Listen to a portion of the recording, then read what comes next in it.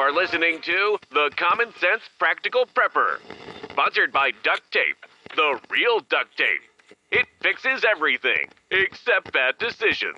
Good evening, Mr. and Mrs. America. From border to border, coast to coast, and all ships at sea, here is your host, Keith. Everybody, welcome back to the Common Sense Practical Prepper podcast for May the 15th, 2026.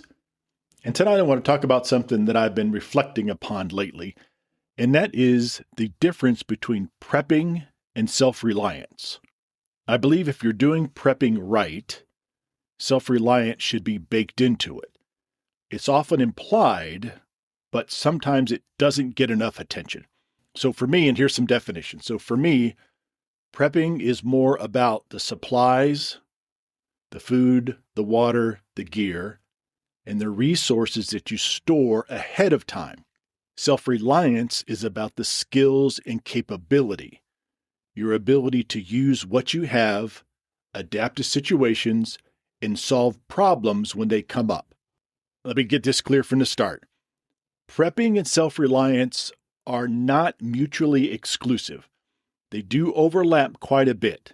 So I guess the strongest position for you to be in is to have both. Good supplies, and the skills to go along with it. A perfect example is situational awareness, and I've talked about this many, many times on the show. Situational awareness really isn't prepping.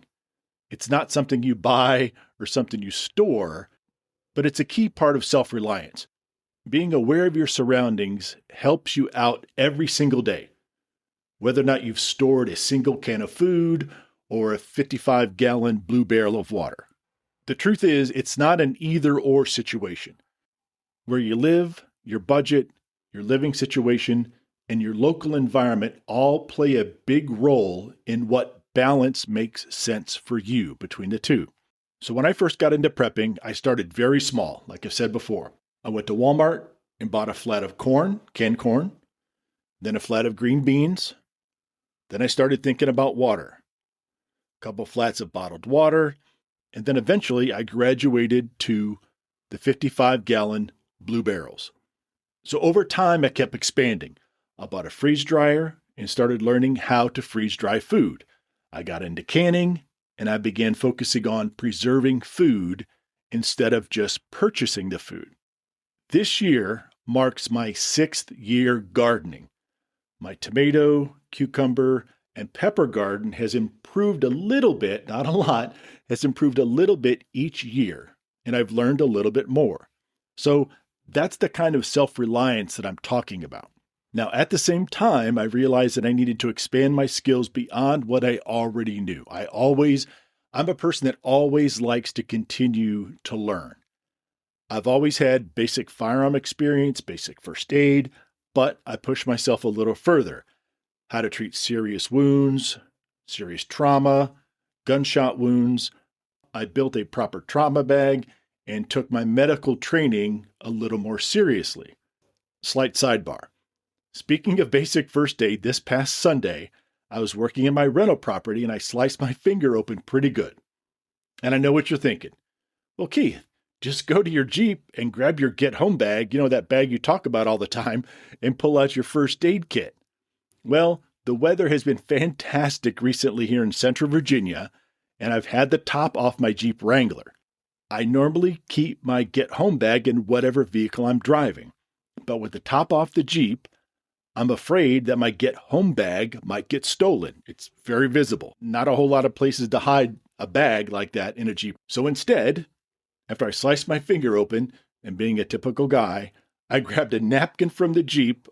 I grabbed the napkin off the floorboard of the Jeep. I wrapped it around my finger, and then I secured it with a hair tie. Probably could have used a few stitches. But that problem has now been solved. I have since placed a minimal first aid kit in the glove box or the glove compartment of the Jeep. So at the end of the day, I still believe strongly in prepping. I still store food, water, supplies, but I've come to believe that the real goal just isn't about collecting stuff. The real goal should be becoming the kind of person who can take care of their family, whether you have supplies or not. So that's why I've been putting more effort into building real skills in addition to storing the supplies. Prepping and self-reliance should work together. One without the other is incomplete in a sense. So speaking of building those self-reliance skills, I believe one of the best ways to actually learn is to get out there and attend some of these live events and conferences. So here's a partial list I found online. There's a bunch more.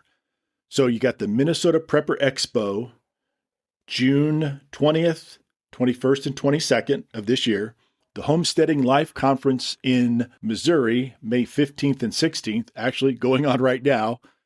The Homestead and Prepping Summit in Florida in April, that's already passed.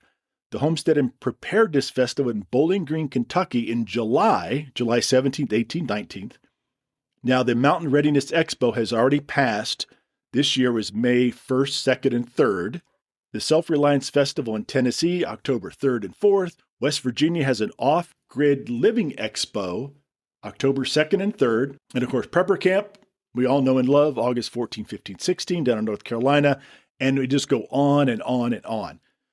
Modern Homestead Conference in Idaho. The Bushcraft Show in the United Kingdom, May 22nd through 25th. So plenty of time to get those tickets. The Colorado Prepper Expo, Iowa Homesteading, goes on and on and on. They're all over the place. So these events are some of the best places to learn real hands-on skills. See the gear in person, meet like-minded people. You usually walk away with more practical knowledge than you would expect. So if you've never been to any of these, and I mentioned a whole bunch, and there's a whole bunch I didn't have a chance to mention, just go ahead and Google them. You'd be surprised. I was really surprised on how many of these events are out there. Some are better than others. Some are probably pretty small. And others, like Prepper Camp and some of the other ones, are rather large. So I think prepping and self-reliance complement each other. In a sense, they work hand in hand.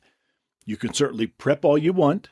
You can certainly have all the self-reliance, but I think you put yourself in the best position when you have a nice complement or a nice combination of both, if that makes any sense. All right, folks, as always, thank you so much for stopping by. I really do appreciate it. practicalpreppodcast@gmail.com. I'm on the Twitters, and I'm getting ready to record and upload episode 5 for Lone Men on the Ridge. And I really appreciate all the emails. It's actually doing much better than I thought as far as downloads. Again, something I just decided to do on a lark, but I'm really enjoying putting these episodes together. All right, folks, as always, please be careful out there. Take care of one another. And until next time. You've been listening to The Common Sense Practical Prepper. Subscribe, like, drop a review. Over and out.